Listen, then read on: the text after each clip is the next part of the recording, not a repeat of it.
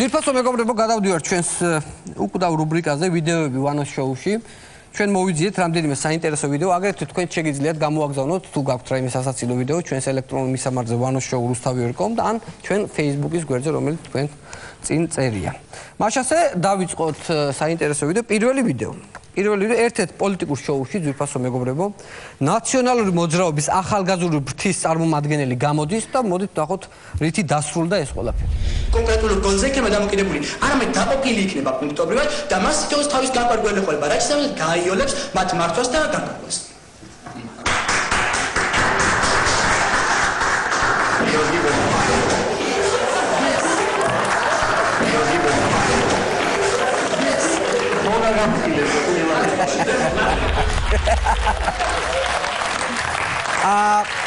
აქ სასაცილო ფრაზა, სასაცილო მომენტი უფრო ის არის, ხო გაგაფრთხილე. ანუ აფრთხილებდა, რომ იქ რაღაც არის გადასავალი ტელევიზიაში. ნუ, სხვათა შორის ეს რა არის, თქვენ უნდა გენახეთ, მაგათი უფროსები, მაგ ბავშვების უფროსები, როგორ გადაყირავდნენ 1 ოქტომბერს.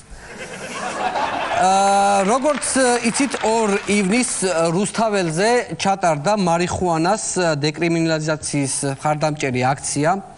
ნახოთ რუსთაველის ჟურნალისტის ჩართვა პირდაპირ ეთერში. ხას უსვა მარიხუანაზე არის საუბარი. ამ წუთებში აქციის მონაწილეები უკვე ტოვებენ პარლამენტის ყოფილი შენობის მიმდებარე ტერიტორიას და როგორც ისინი აცხადებენ, მსგავს აქციებს ისინი მომავალშიც გამართავენ.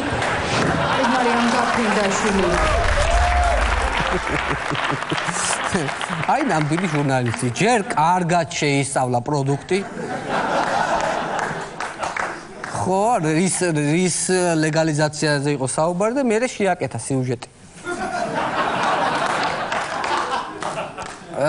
ზაფხული აქტიურ ფაზაში შევიდა, ძვირფასო მეგობრებო, საკმაოდ დაცხა და რეგიონებში მომრავლდა ქვეწარმავლები.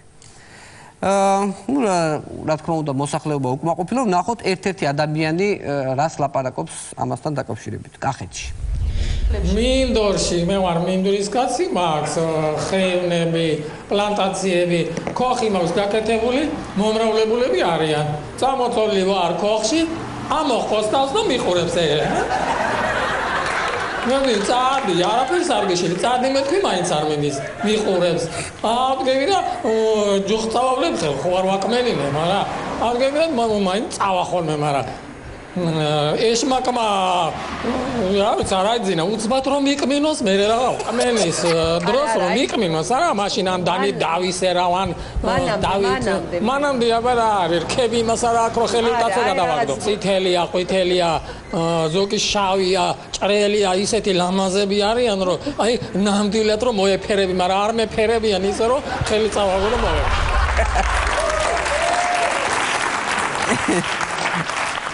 გერაცვალე, ისეთი ხმა გაქვთ, პატრიცეულო, ეთქვა მოწოხართ იმ გველს თორე.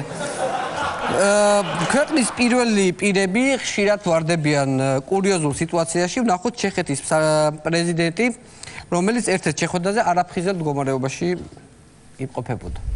Do provodu pracovníků Pražského hradu jdou po takových úzkých točitých schodech nahoru do korunní komory, kde je další skřínka, opět se 7 klíči. Vlastně trezorová skřínka. Nevím, jestli to vnímali lidi v dnešním slova smyslu, jako celá společnost, ale rozhodně to vnímal panovník, byl to jeho reprezentační symbol navenek a samozřejmě zvyšovalo to prestiž.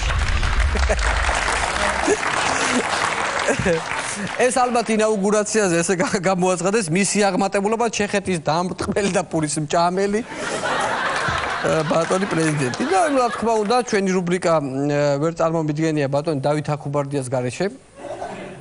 ნახოთ ერთ-ერთი გადაცემის ჩანაწერი, საკმაოდ ისეთი ახალი არ არის, მაგრამ საინტერესოა, სადაც ბატონი დავითი ცდილობს სახელის გახსენებას. ძალიან საინტერესო ვიდეოა ვნახოთ. შურუხის კასკადების თელი სისტემა იყო დეტალურად გაანალიზებული, ვიღაცა ინგლისელი იყო ჩასული ექსპერტი და იმას უყვებიან ეს თურქები რა გრანდიოზულ კაშხალს ვაკეთებდა. სხვაჩვენის იქ ვიღაცა პრარაბივით იყო, გურჯი იყო გვარად. და უცნაური სახელიც ქონდა, მეცო დამავის და მოიცადეს მაულიკერის რა ერქვა იმას ხეებზე რო დახტოდა ღმერთო ბიჭი ხეებზე დახტება ხეებზე რო დახტოდა ფილმს არა ისა ღმერთო და არა მაულიკე არა კაცო ის არზან გურჯი იყო მარა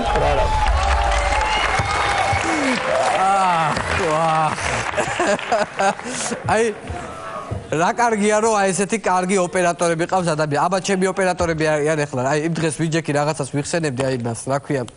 აი ხეებზე რო დახტის კაცო, რა ქვია იმას ეს.